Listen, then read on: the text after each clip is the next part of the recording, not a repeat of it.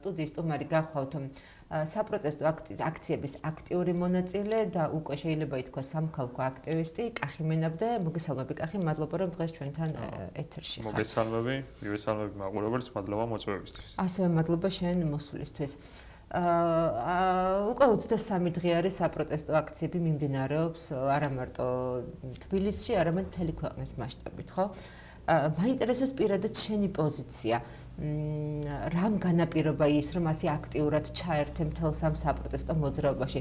იქიდან გამომდინარე, რომ როგორც ვიცი, ესე ძალიან აქტიური სამოქალაქო აქტივიზმით არ გამოირჩეოდი მანამდე, ასრულებდი პროფესიულ მოვალეობას, სამსახურეობრივ მოვალეობას, მაგრამ ბოლო პერიოდი უკვე საჭიროდ ჩათვალე, რომ ინტენსიურად ყოფილიყავ იმ ადამიანების გვერდით, ვინც დღეს ქუჩაში დგას და აქვს ძალიან კონკრეტული მოთხოვნები.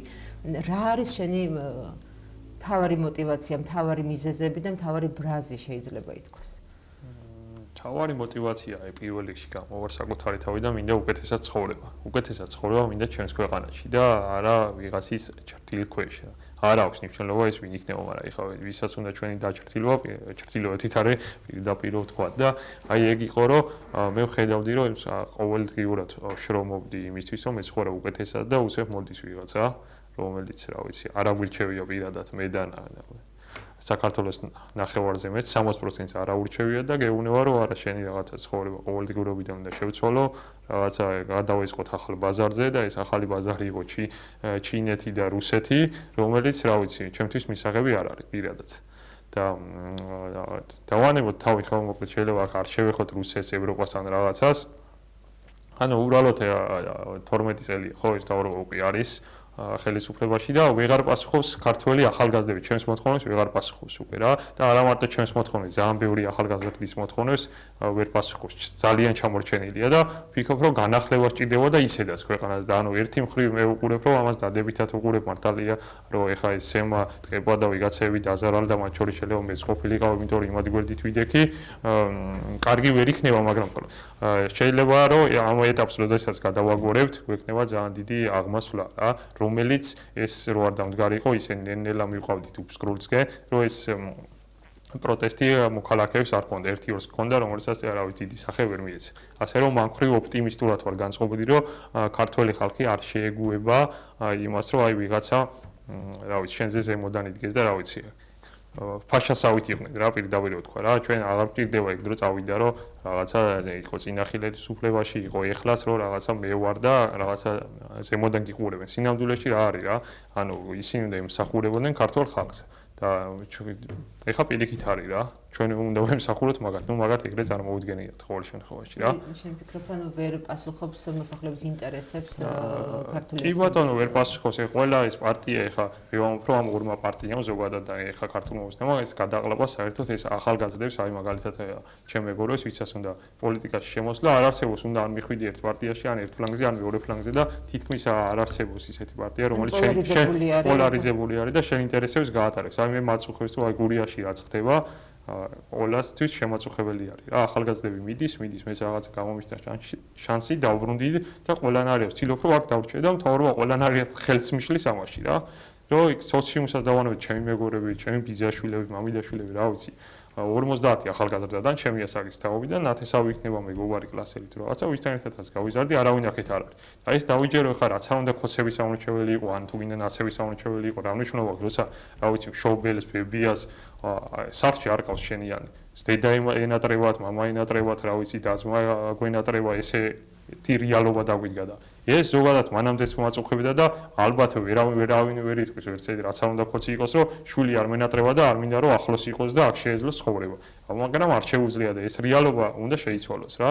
და ანუ ოცნების დამთავრებასთან ერთად დარწმუნებული ვარ რომ ეს რეალობა შეიცვლება და ისეთი პარტიები ვეღარ გაძლიერდებია და რაღაც ახალგაზრდებს გვექნება და ექნება შანსი ვინც პოლიტიკაზე სწავლობენ ვინც დაინტერესებულია პოლიტიკით რომ ჩაერთონ და ამ დიდმა პარტიებმა ვერ გადაყლაპოს რა და გადაწყვეტილების მიღების პროცესში იყვნენ კი გადაწყვეტილება შენ ახალგაზრდები ახსენი არაერთხელ თუმცა ასევე უნდა აღვნიშნოთ რომ აი ამ აქციებზე ახალგაზრდებთან ერთად დგანან უფროსი თაობის წარმომადგენლებიც ხო აი როგორია მათი მოსაზრებები თუნდაც შენ სოციუმში თუნდაც შენს ირგვლივ კი ბატონო, ხო, სხვადასხვა სოციუმთან მიწევს შეხება და ნუ განსხვავებული არის, რა თქმა უნდა, მაგრამ იქ ვერ იწვირო ეხლა მარტო ახალგაზრდები დგას აქციაზე. რა ახალგაზრდებმა დავიწყეთ ეს პროტესტი, თავიდან იყო, რა ვიცი, ალბათ შეიძლება 80-20-ზე, მაგრამ შემდეგ, რა ვიცი, ბებია-ბაბუებიც გამოვიდა მშობლის თაობას, რომ დავანებოთ თავი, რა ვიცი, სახლში რა გამოჩერებოდა და რა ვიცი, იყო 80 წლის ადამიანის მინახავს, 90 წლის ადამიანის მინახავს და რა ვიცი, ეგ ძალიან დასაფასებელია, რომ დაუდგნენ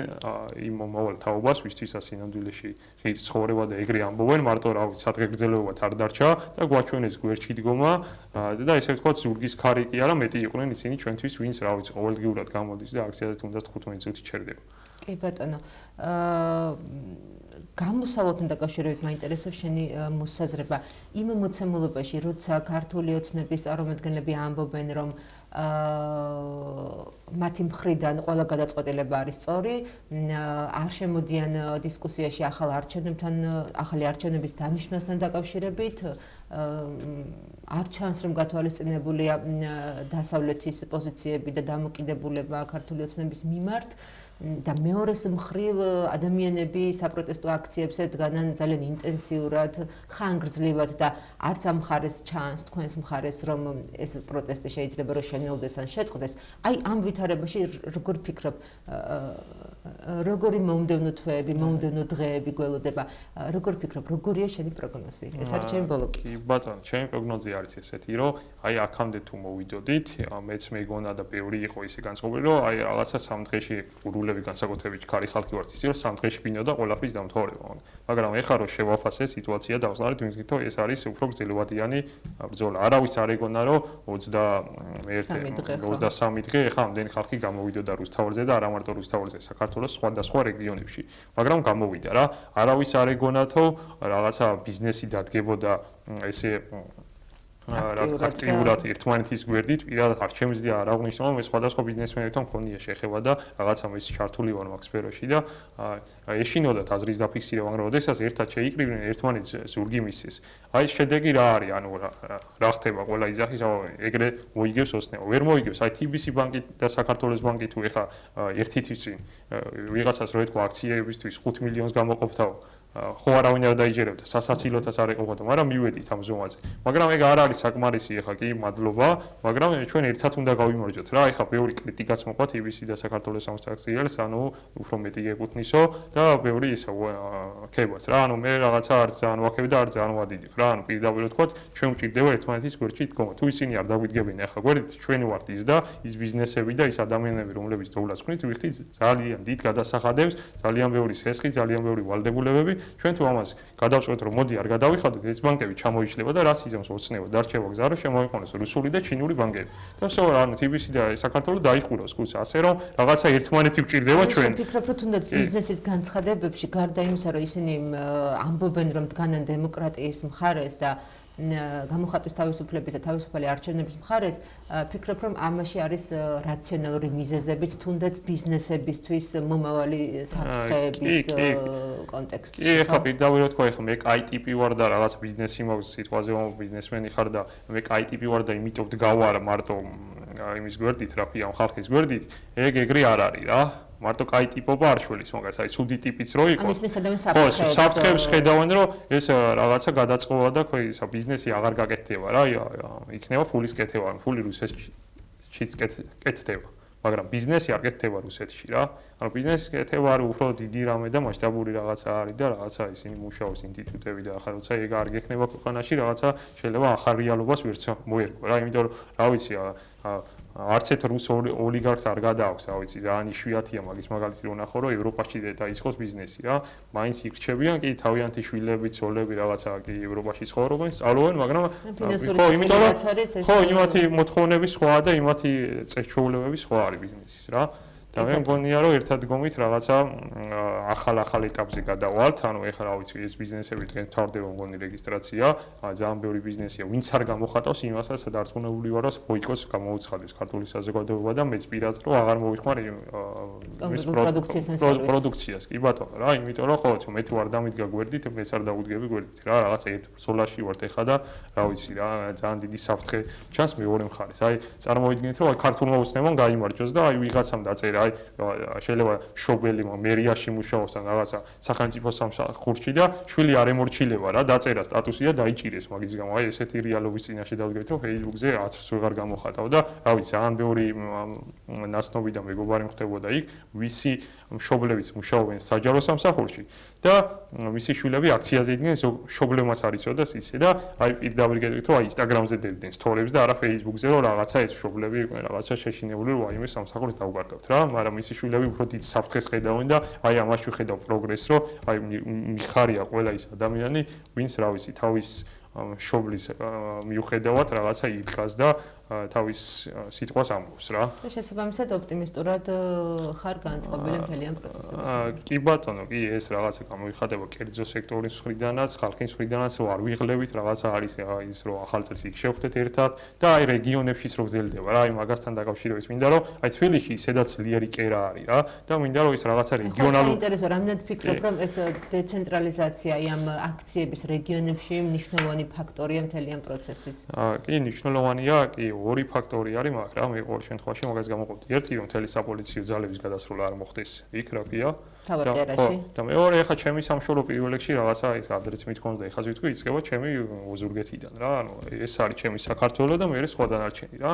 ხო და აქაც გამოვდივართ, გამოვხატავთ პროტესტს და мотиваციას ვაძლევთ აქაურებს, რომ აი მარტო ვარ ხარ რა, ვიღაცას გონია რომ მარტო თბილისში ცხოვრობენ, ისინი ასე ვთქვა რომ არა, აქაც ვცხოვრობთ და რა ვიცი მე მოუწოდებ რომ ამ დეცენტრალიზაციისთვის ეს ცნობილი სახეები რა დავანებოთ თავი იმას რა ქვია პოლიტიკოს. ნუ მე თუ მკითხავთ პოლიტიკოსებს ვისაც სიტყვა ეთქმის და რაღაცა ხალხის ხარდაჭერა აქვს გარკვეულ რეგიონებში, იქ უნდა ჩავიდნენ და ეს ადგილობრივი ისინი გააძლიერონ. რავი, ეს იქნება დავანებოთ თავი იმას პატარა ქალაქის ბათუმში ჩავიდნენ, ქუთაისში ჩავიდნენ, ზუგდიდში ჩავიდნენ და რა შეეხება ამ გურიაშიც უნდა ჩამოვიდნენ მაგალითად, რა ვიცი, დავით გოგიჩაიშვილი, რომელიც გურულების მარჯვე იყო, აქციებზე ხშირად შემოხვედრია, ანუ კარგი რეპუტაცია აქვს, არაძოს არ ყოფილა პოლიტიკით ანგაჟირებული, ჩამოვიდეს და რა ვიცი, ლანჩხუთში რო იყო, ჩოხატაურში, ოზურგეთში, დადგეს მეტ ადამიანს მიწევს мотиваციას, რომ მეტი გამოვიდეს და არ შეეშინდეს.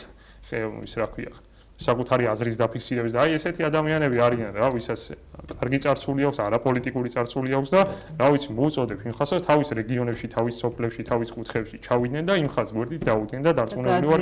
კი, გააძლიერონ, ხო, ეხლა რა ვიცი, მე რომ დავით გოგიჩაიშვილი ვნახავ ლანჩხუთში, აი ავდგები და ოზურგეთიდან წავალ და შევუერთდები, იმიტომ რომ პატივისცემ რაღაცა კარგი ადამიანი, კარგი სპეციალისტია, ესე ვიტყვი რა, ხა. და არიან მეორე პატივისცემს, ხო რა. შეიძლება კარგი ადამიანის არის ალბათ, მე არ ვიცნობ ესე პირადად ახლოს, ნუ და აქედან გამომდინარე ვერ შევაფასებ, მაგრამ ნუ რასაც აკეთებს იმ საქმეს სემ პატივს რა. რა ვიცი ეს ნანკა კალატოზიშვილი თუნდაც ახლა რა ვიცი იყო ჩვეულებრივი ჩემთვის მსახიობი აქამდე. ეხლა მსახიობზე მეტი არის უკვე რომ იქ ყოველდღე ჩემს გვერდით იდგა და ქართული ხალხის გვერდით იდგა და როგორც მე ვაპროტესტებდი, ისე აპროტესტებდა და ისიც და არ იღლებოდა რაღაცა არ წამს იმის რომ ეხლა მე ყველა თავის საქმე აკეთებს. მე ჩემი საქმე მქონდა, გადასარევად გზნობდი თავს, მუშაობდი, რაღაცა ჩემი წამოწყებებიც მაქვს და მოკლედ ის არის რა ქვია, კარგად მიდიოდა და შემეძლო ჩემი საქმით, რავი, ვიღაცა მენეჯერია, ვიღაცა იურისტია, ვიღაცა მსახიობია და რაღაცა ეგრე ყველა თავის საქმე აკეთებს. ეხლა არის ყველა საქმე არის ქვეყნის დაცვა და როდესაც ქვეყანას დავიცავთ, რაღაცა დემოკრატია. ხო, მე დაუბრუნდები და ჩვენ საქმეებს გავაკეთებთ და აი უფრო კარგად გავაკეთებთ. ეგ არის რომ ეს რაღაცა გზები გაგვეხსნება და ეს რაღაცა ბიუროკრატიები და რაღაცა მთავრობასთან თუ არ დაალაგე ისე რომ ხელს ვერ გაანძრევ ამ ქვეყანაში, ეგ ყველა მიცის რომ ეგრე არის და ეგ უპირატესობებიც აიშლება რა ვიღაცეებს. კი ბატონო. ძალიან დიდი მადლობა სტუდიაში მოსვლისთვის. მაყურებელს შევახსენებ რომ ჩვენ საუბრობთ კახი მენაბძესთან ერთად. ის გახოთ ძალიან აქტიური და ინტენსიური მონაწილე როგორც თბილისის საპროტესტო აქციების, ასევე გურიაში გამართული საპროტესტო აქციების წარმატებებს გისურვებთ.